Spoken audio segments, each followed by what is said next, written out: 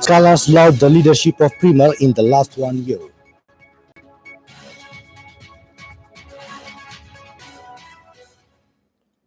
Hello, welcome to Oromia Broadcasting Network English News Time. I'm Ulkabandamo with the news. Stay with us up to date. Now news in detail.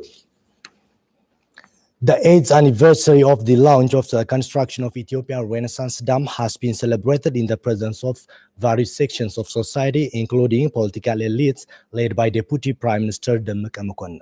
The Grand Ethiopian Renaissance Dam is a 6,450 megawatt hydro project. Akilu Gabras more on that. Construction of the Grand Ethiopian Renaissance Dam was started 80 years ago in Benishangul Gumuz regional state, a place called Guba. Celebration of the 8th anniversary of the launch of the construction of the dam is celebrated at the project site. Project manager of the Grand Ethiopian Renaissance Dam, Engineer Kifle Horro, on the event said that the management and workers are doing day and night to finalize the project within a few years. Chief Executive Officer of the Ethiopian Electric Power, Dr. Engineer Abraham Belai, said the government is vibrantly working to finalize the project within 4 years. Workers are underway day and night to generate power within 2 years and fully complete the project after 4 years. So I urge all nations, nationalities, and the people of the country to contribute your share for the construction of the project. Abraham added that civil works of the project are on 83% and electromechanical works are on 25% right now. Deputy Prime Minister Demeqe Mekonnen on the event remarked that as the Nile River got its elegance by its tributaries, we Ethiopians should be united to build a strong nation. By implementing the reform agendas, we have to build a plenty of other grand projects in order to make our country far-reaching and prosperous. Demeqe called on the public to invest their full energy for peace, love, and prosperity. Media professionals and scholars lauded the reform in Ethiopia undergoing under the leadership of Prime Minister Dr. Abiy Ahmed. We have more on that.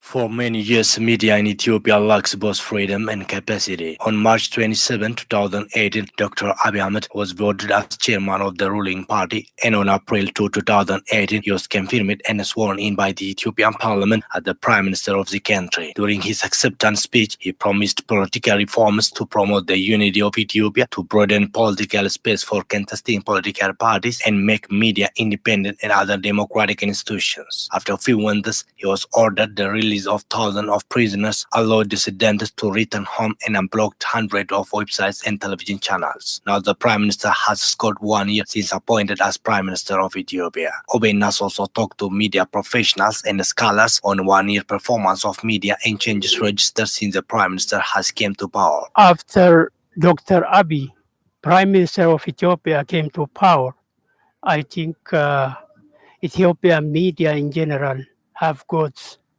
freedom of speech, freedom of writing, freedom of publication, freedom of dissemination. And I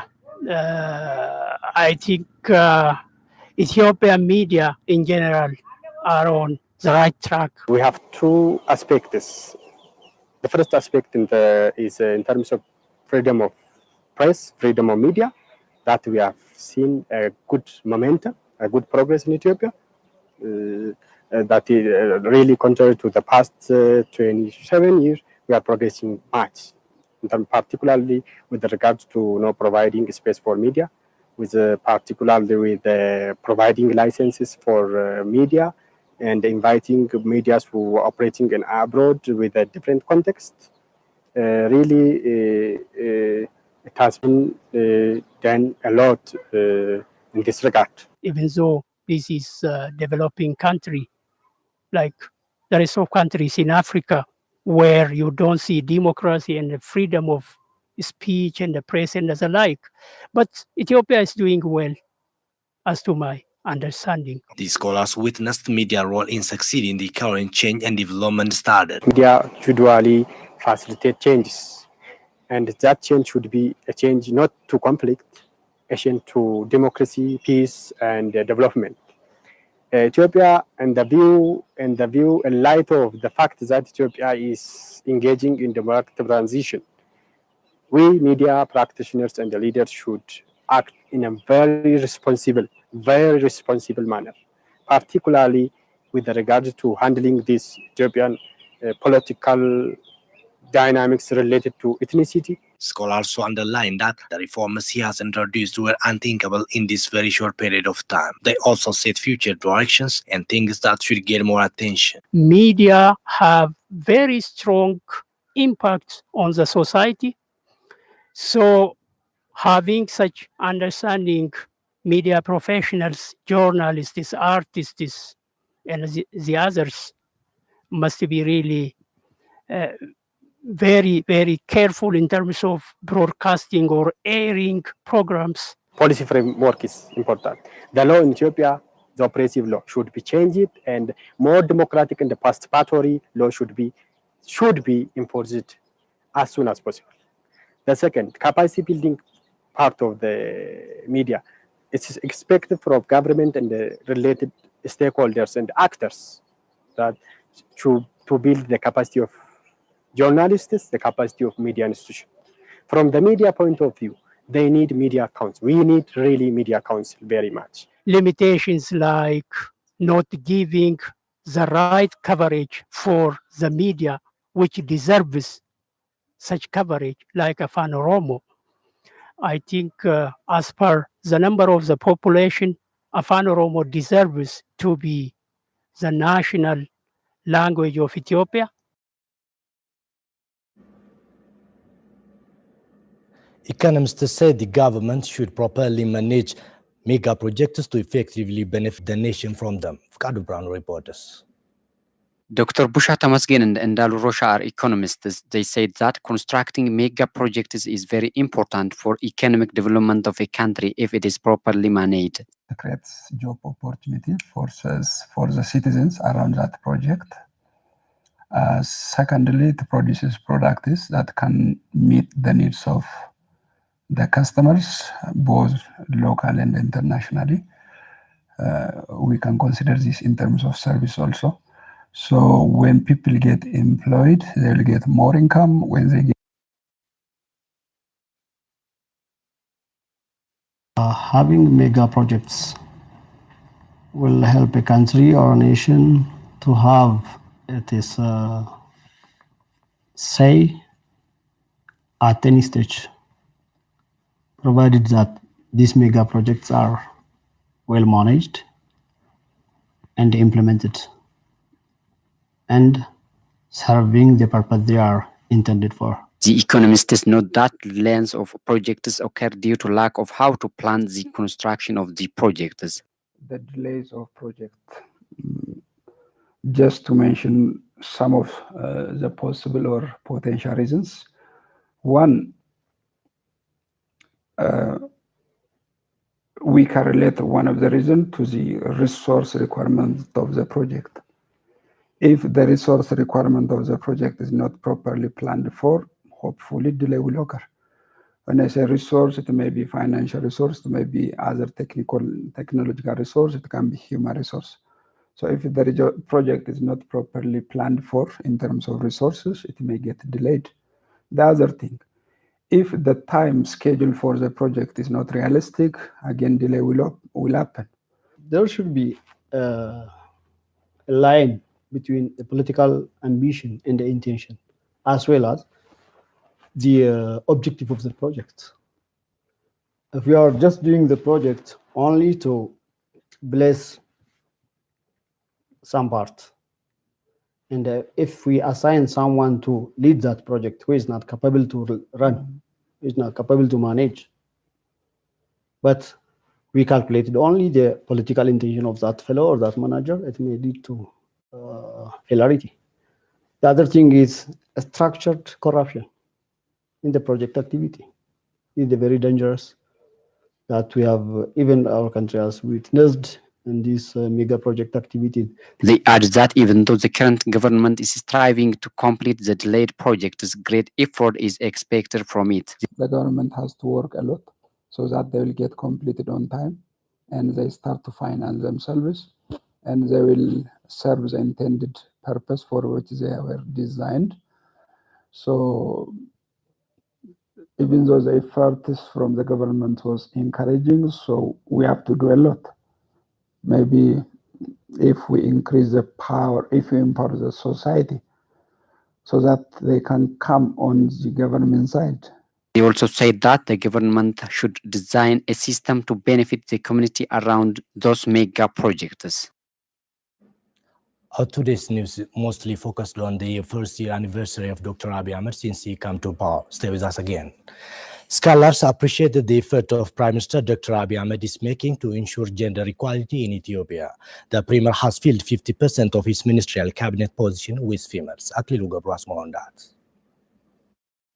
In unprecedented way, the leadership of Prime Minister Dr. Abiy Ahmed has empowered 50% of women to ministerial positions. Assistant Professor at Arsi University Gosa Setu said that the political empowerment of women in such a way is a paradigm shift in the politics of the country. The leadership of women in combating contrabands, reforming the National Defense Force, and safeguarding peace and security of the country is immense. Dr. Kumsa Donis and Alama Shine, who are lecturers at Adama and Arsi universities respectively, said that the role of women is irreplaceable in nation building. Starting from household level, women give priority for their kids and family by putting their interest aside. The same is true while they serve the nation. Women are 0.5% of the population, so no change will come if we move forward by leaving 50% of the population behind. Scholars noted that Prime Minister Abiy Ahmed has done tremendous works to bring attitudinal change towards women that need to reach grassroots level. Scholars said that Ethiopia is registering unbelievable diplomatic success under the leadership of Prime Minister Dr. Abiy Ahmed. Let us ask more on that. Ethiopian Prime Minister Dr. Abiy Ahmed vowed during his inaugural ceremony that he would be committed to consolidate Ethiopian foreign relations with the rest of the world. Known for his Meddamer or synergy philosophy, the Prime Minister is able to normalize Ethio-Eritrean relationship after 20 years of military standoff. In an exclusive interview with OBN, Permanent Secretary for Business Diplomacy with Ethiopia's Ministry of Foreign Affairs, Ambassador Dawano Kader said both Ethiopia and Eritrea are more beneficiaries economically from their bilateral ties. Using Eritrean ports is great advantage for Ethiopia. People of both countries have similar psychological makeup. They can trade with each other easily, so they have the opportunity to develop together. Political scholar Garasu Tufa, for his part, underscored that the rapprochement between Ethiopia and Eritrea is an additional hope for Ethiopian economy. Dr. Lamesa Baisa, an economist, said the leadership of Prime Minister Dr. Abiy Ahmed has done promising work in diplomacy. It played significant role in bringing back to home the public wealth robbed by government officials, he noted. I believe that the diplomatic efforts has played a vital role in paving the way for Ethiopia to get financial support from foreign countries. The countries had interest to support us, but refused to do that due to the corruptive behavior of the past regime. Now they began to support us, recognizing that the current government works for its people. I also think that the diplomatic endeavor helped the government to strive to returning the public money that was robbed by the past government and deposited to the foreign banks. Over the past 1 year, many world leaders and business persons have begun to flow to Ethiopia in an unprecedented manner. It was learned. PhD candidate at Addis Ababa University, Kuma Bekele, had to say the following about this issue. Many signs of hopes have been created due to the leadership change and progress observed in our country. The diplomatic role played by Ethiopian government is able to attract all these opportunities. The scholars hailed the Ethiopian commitment to ensure free trade area in Africa. Healthcare providers depend on accurate laboratory results in order to do their jobs well and give patients the best possible care. Laboratory results are the decision makers in patients' treatment, so that laboratory centers need to be improved constantly. The Oromia Health Bureau has been expanding quality and standardized laboratory centers at different parts of the region. Adama Public Health Research and Referral Laboratory Center, which is organized with high-tech lab equipments at the regional laboratory that got accreditation at an international level for the quality service it has been providing for the public. Head of the Oromia Health Bureau, Dr. Darajje Dhuguma, had to say the following about the center. Laboratoriin naannoo keenyaa inni guddaan Adaamaan hojii fakkeenyummaa qabu akka biyyaatti illee hojjetaa akka jiru. Adama Public Health Laboratory Center has been doing exemplary work at national level, which is our center. Manager of Adama Public Health Research and Referral Laboratory Center, Dhaba Mulata, noted that the center has been conducting problem-solving researches and provide trainings to capacitate laboratory technicians drawn across the region. Henok Taddese is research coordinator at the center. He said that the center has fulfilled ISO 15189 international standard, which is given for clinical laboratories. እንግዲህ የኛ ቤት ብዙ ርቀቶችን ሄዷል ያንን መስራት ባለሙያዎች ብዙ ኢንቨስት አድርገውበታል ይሄን ነገር አቺቭ ለማድረግ Experts of the center have done a lot to get accreditation of ISO 15189 standard with 6 parameters. So our clients will get accurate and reliable result of their specimen. Henok added that the center is working to get full accreditation with all its tests and to be Oromia Public Health Institute in the near future. Adama Public Health Research and Referral Laboratory Center Quality Assurance Manager Haile Benti for his part noted that the laboratory test results of the center have an acceptance across the globe. Management and experts who contributed a lot for the success of the center were recognized. Thank you very much for your time. That's all what we have for this time. Enjoy the remaining programs with OBN.